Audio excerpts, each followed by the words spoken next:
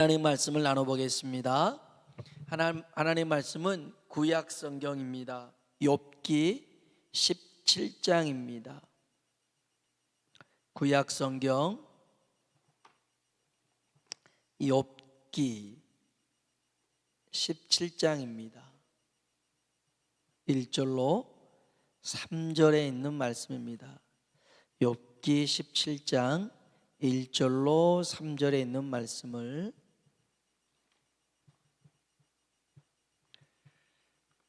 우리 같이 합독하겠습니다. 1절부터 3절까지를 같이 한번 읽어보겠습니다. 나의 기운이 새하였으며 나의 날이 다하였고 무덤이 나를 위하여 준비되었구나. 나를 조롱하는 자들이 나와 함께 있으므로 내 눈이 그들의 충동함을 항상 보는구나. 청하건대 나에게 담보물을 주소서.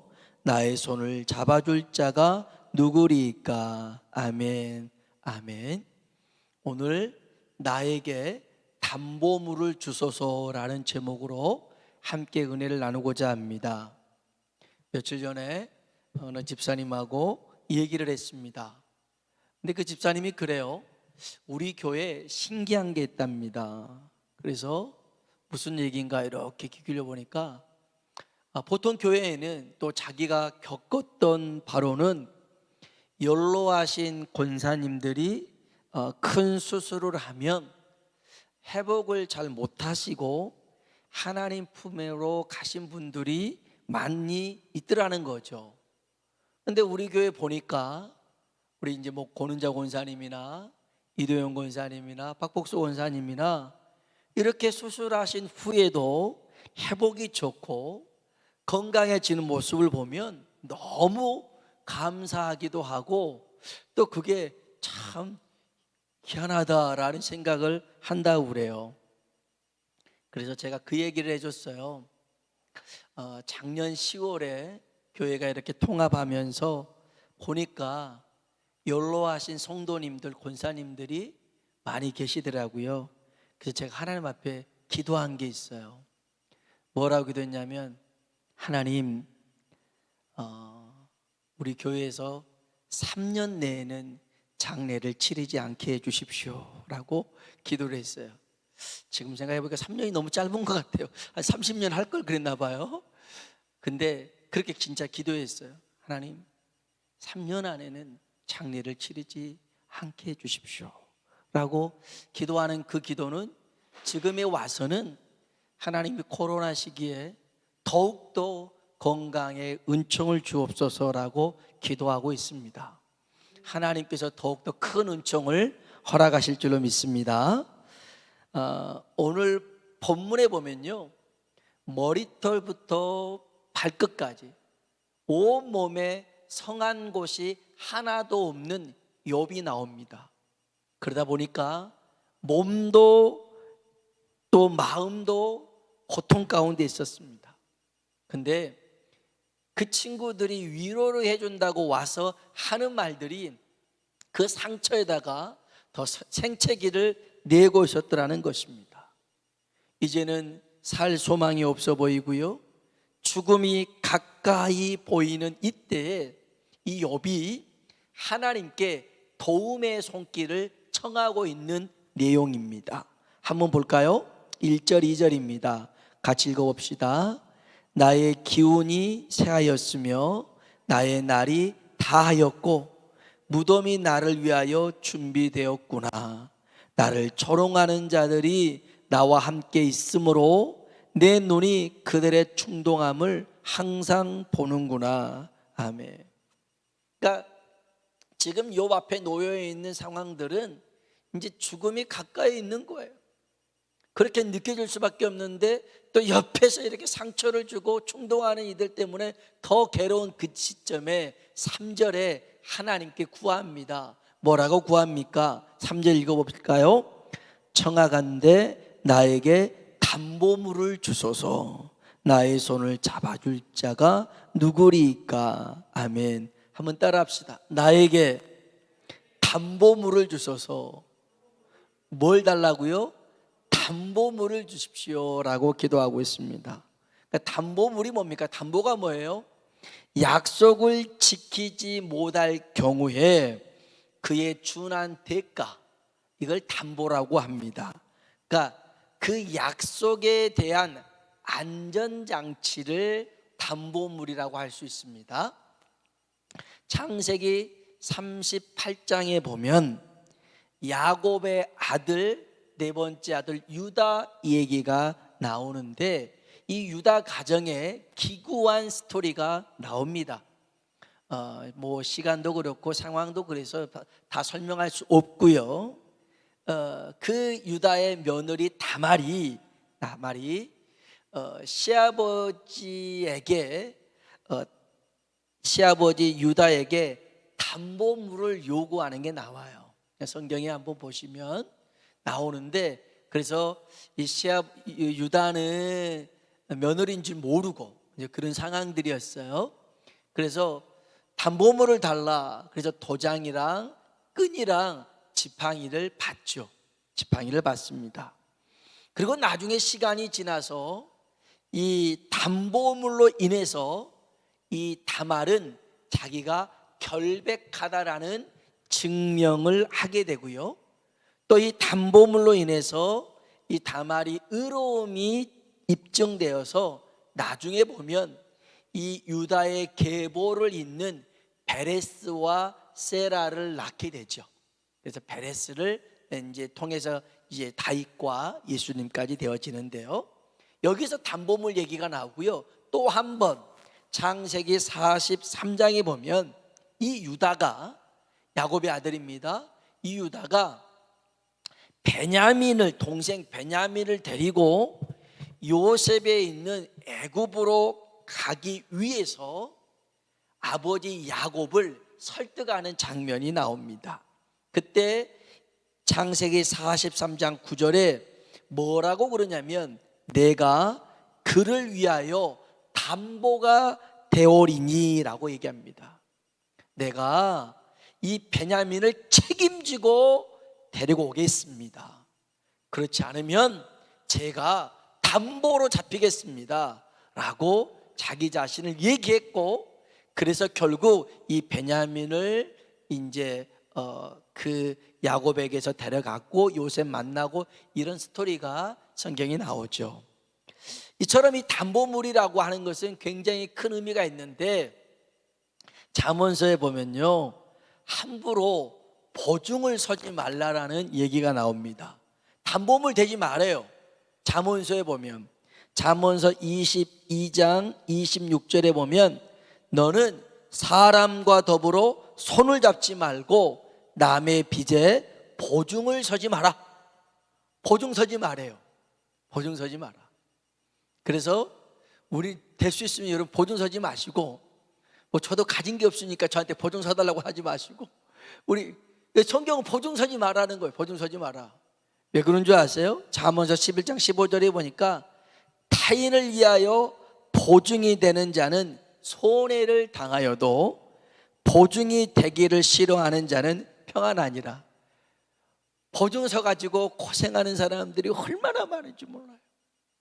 그래서 보증 안 서고 그때 당시 미움을 당해도 차라리 평안하더라는 거예요. 성경은 보증을 서지 말라고 얘기를 하고 있어요. 그런데 이처럼 보증을 서고 담보물이 되는 것을 꺼림직하게 여기시는 하나님이 스스로 원해서 보증을 서주시고 담보물이 되어주신다고 하는 게 있습니다. 하나님이 담보하지 마라, 보증 서지 마라 해놓고서는 하나님이 보증 서고 있어요. 하나님이 담보물이 되었단 말이에요. 그 얘기가, 우리 한번 성경 한번 봐볼까요? 신약 성경 히브리서 6장에 보겠습니다. 히브리서 6장입니다. 신약 성경 히브리서 6장 13절로 16절을 보겠습니다. 히브리서 6장 13절로 16절 359쪽에 있습니다. 히브리서 6장 13절로 16절입니다. 같이 한번 읽어볼까요? 하나님이 아브라함에게 약속하실 때 맹세할 자가 더 큰 이가 없으므로 자기를 가리켜 맹세하여 이르시되 내가 반드시 너에게 복 주고 복 주며 너를 번성하게 하고 번성하게 하리라 하셨더니 그가 이같이 오래 참아 약속을 받았느니라. 사람들은 자기보다 더 큰 자를 가리켜 맹세하나니 맹세는 그들이 다투는 모든 일의 최후 확정이니라. 아멘. 하나님이 아브라함에게 약속을 하시는데요, 그 약속에 대해서 하나님이 맹세로 보증을 하셨습니다.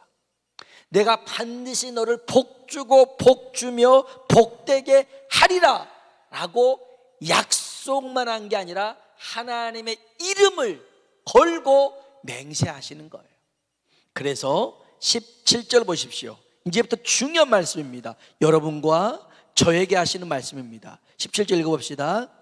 하나님은 약속을 기업으로 받는 자들에게 그 뜻이 변하지 아니함을 충분히 나타내시려고 그 일을 맹세로 보증하셨나니. 아멘. 하나님의 약속을 반드시 지킨다고 맹세로 뭐 했다고요? 보증했어요. 하나님이 담보를 걸었다고요. 하나님이 하신 약속은 반드시 지킨다. 무슨 일이 있어도 그 일을 해낸다 라고 하나님이 맹세로 보증했습니다. 가끔 그 아이들과 약속을 할 때, 자 우리 약속하자 하고 새끼손가락 걸고 이걸로 끝나지 않고 도장 찍고 도장으로 끝나지 않고 복사하고 스캔하고 막 이렇게 합니다.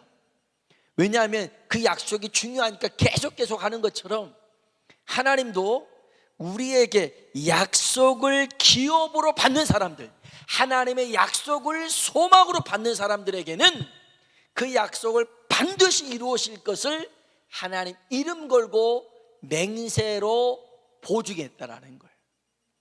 하나님의 이름 걸고 약속하셨다는 겁니다. 그래서요 18절을 보십시오. 두 가지가 있습니다. 한번 읽어볼까요? 이는 하나님이 거짓말을 하실 수 없는 이 두 가지 변하지 못할 사실로 말미암아 앞에 있는 소망을 얻으려고 피난처를 찾는 우리에게 큰 안위를 받게 하려 하십니다. 아멘. 하나님이 거짓말하지 못하는 두 가지가 뭐예요? 첫 번째 약속. 하나님의 약속은 반드시 지키십니다. 반드시 지켜요. 어기시지 않습니다. 그런데 약속만 해도 되실 분이 또 하나 맹세한다. 거기 도장 찍고 사인하고 그냥 하나님이 보증하신 거예요. 철저하게. 이 거짓말하지 못하신 분이 약속뿐만 아니라 맹세까지 해가면서 우리에게 보증하시고 담보물이 되어주셨더라는 거예요. 그럼 뭐에 대해서 이렇게까지 철저하게 하셨느냐? 그것은 우리의 구원인 줄로 믿습니다. 우리의 구원이요. 하나님께서 우리에게 베푸신 이 구원만큼은 어떠한 이 세상이 둘쪽난다 할지라도 내가 반드시 너를 구원하고 구원하며 너를 이끌어내리라고 약속하신 겁니다. 우리 한번 성경 볼까요? 로마서 5장 8절입니다. 로마서 5장 8절입니다. 로마서 5장 8절. 로마서 5장 8절 245쪽에 있습니다.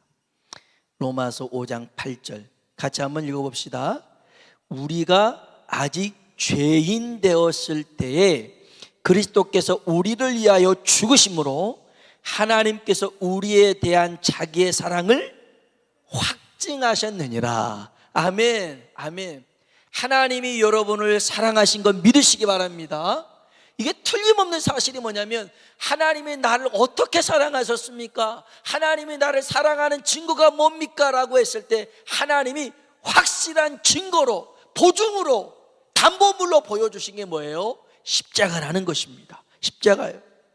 우리가 아직 죄인으로 있을 때, 세상에 우리가 의인으로 있을 때가 아닙니다. 선한 일을 할 때가 아닙니다. 열심히 할 때가 아닙니다. 죄인으로 있을 때, 원수 되었을 때, 그때의 하나님은 그런 우리를 사랑하시고 기다려주시고 용서하시고 참으셔서 우리를 사랑하셨는데, 내가 너를 사랑한다라고 끝판 아주 확실하게 보여줬던 게 뭐냐면 십자가라는 것입니다. 그래서 예수 그리스도의 십자가가 우리를 사랑하고 있다라는 증거인 줄로 믿습니다. 그러니까 여러분, 하나님의 사랑이 의심될 때마다, 하나님의 사랑이 흔들릴 때마다 우리가 바라봐야 될 것은 예수 그리스도의 십자가인 줄로 믿습니다. 그 십자가가 하나님이 나를 사랑한다라는 증거예요. 그래서 우리가 연약하고 우리가 죄인 되고 우리가 원수 되었을 때 우리를 건져내신 이 하나님, 우리 한 구절만 더 볼까요? 로마서 8장입니다. 로마서 8장. 자, 32절을 보십시오. 32절. 로마서 8장 32절 같이 한번 읽어보겠습니다.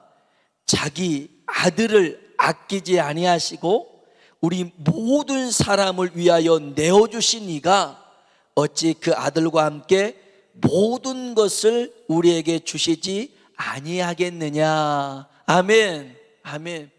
하나님이 독생자 예수 그리스도를 우리를 위해서 주셨단 말이에요. 하나님으로서는 전부를 주신 거예요. 다 주신 거예요. 아낌없이 주셨어요. 그런데 여러분, 하나님께 예수님보다 더 귀한 게 어디 있어요? 더 큰 게 어디 있어요? 그런데 우리가 구하는 것은요, 아무것도 아니에요. 예수님과 함께 덤으로 주신 것들입니다. 덤으로 주신 것.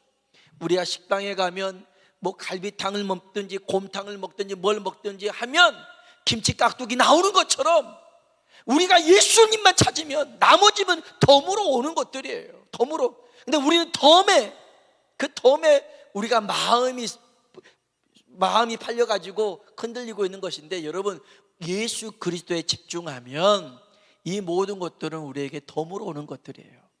그래서 뭘 먹을까 마실까 입을까 염려하지 마라. 그 나라와 그 의를 구하라. 그리하면 이 모든 것들을 너에게 더하시리라고 약속하신 줄로 믿습니다. 그래서요, 여기 8장 38절로 39절에 바울이 확신하는 것을 우리의 확신의 고백으로 같이 한번 38절 39절 읽고 말씀을 정리하겠습니다. 읽어볼까요? 내가 확신하노니 사망이나 생명이나 천사들이나 권세자들이나 현재일이나 장래일이나 능력이나 높음이나 기쁨이나 다른 어떤 피조물이라도 우리를 우리 주 그리스도 예수 안에 있는 하나님의 사랑에서 끊을 수 없으리라. 아멘. 여러분, 이 세상에 있는 어떠한 것도 우리를 하나님의 사랑에서 끊을 수 없는 줄로 믿습니다. 이거 하나님의 약속일 뿐만 아니라 하나님이 이름 걸고 맹세한 것이고 보증한 거고 담보로 말씀하신 거예요. 그래서 우리의 구원은요, 이 세상의 그 어떠한 것도 흔들 수 없는 줄로 믿습니다. 예수님을 나의 구주로 믿고 나의 주인으로 믿고 따르는 자들에게는 하나님께서 우리를 끝까지 책임지시고 인도하실 줄로 믿습니다. 그래서 제가 그 목회 칼럼에도 썼지만 이제 보니까 또 수도권의 사회적 거리두기를 일주일 또 연장한다고 그래요. 그러다 보니까 이제 돌아오는 주뿐만 아니라 그 다음 주까지 또 이렇게 온라인 예배, 비대면 예배를 드려야 되니 참 마음이 무겁습니다. 어느덧 한 달 가까이 되다 보니까 이 상황이 빨리 끝나야 되는데. 그런데 여러분, 터널하고 동굴하고 차이점이 있어요. 끝이 달라요. 동굴은 가도 그 끝이 막혀 있지만 터널은 뚫려 있죠. 출구가 있어요. 또 하나요, 빛의 차이가 있어요. 빛의. 동굴은 들어가면 갈수록 깜깜하지만 터널은 어느 끝까지 가다 보면 다시 빛이 보여요. 여러분, 하나님은 우리의 빛이 되시고 주의 말씀은 우리의 빛이 되는 줄로 믿습니다. 그래서 우리를 어둠에 가둬두질 않아요. 우리를 이 어둠에서 이제 빛으로, 갇힘에서 노임으로 하나님께서 역사하실 줄로 믿습니다. 그래서 코로나도요, 하나님께서 허용하신 시간 속에서 일어나는 일들인데 이것 또한 지나가게 될 줄로 믿습니다. 지나가요. 우리는 다만 이 속에서 하나님을 바라보면서 우리의 믿음 흔들리지 않고 주님 바라보면서 주님만이 우리의 구원임을 고백하며 나아가야 될 줄로 믿습니다. 반드시 끝이 있습니다. 출구가 있어요. 우리 그날 우리 모두가 다 같이 모여서 함께 하나님을 예배하는 날이 속히 임하게 될 줄로 믿습니다. 제가 몇몇 분한테도 그런 얘기를 했습니다마는 이 코로나가 시작되면서 제가 빠지지 않고 하는 기도 제목 중에 하나는 이겁니다. 하나님, 우리 성도님들 한 사람도 믿음에 나고자 없게 하여 주시고 이 기간 동안 방황하거나 흔들리는 자 없도록 하나님 붙잡아 달라고 기도하고 있습니다. 여러분도 같이 기도해 주십시오. 그래서 분명 흔들릴 수도 있고 또 주춤할 수도 있고 낙오될 수도 있을 것 같지만 우리가 기도하면 하나님께서 우리의 소원하는 대로, 소망하는 대로 들어서 응답하실 줄로 믿습니다. 저는 그런 소망이 있어요. 그래서 아까도 처음에 얘기했잖아요. 우리 권사님들 그렇게 수술하시고도 건강하게 있는 모습 보면 얼마나 감사한지 몰라요. 하나님께 감사해요. 하나님 감사합니다. 모르겠어요. 3년에서 더 연장할지 모르겠지만 하나님 꼭 다들 건강의 은총을 달라고. 여러분, 기도하면 하나님이 반드시 역사하실 줄로 믿습니다. 우리에게 약속을 주시고 맹세로 보증하신 분이 하나님이십니다. 우리의 구원은 이 세상 그 누구도 흔들 수 없습니다. 예수 그리스도의 십자가로 이룬 구원 반드시 하나님께서 이루실 줄로 믿습니다. 우리 같이 한번 찬양을 부르실까요? 내 진정 사모하는 친구가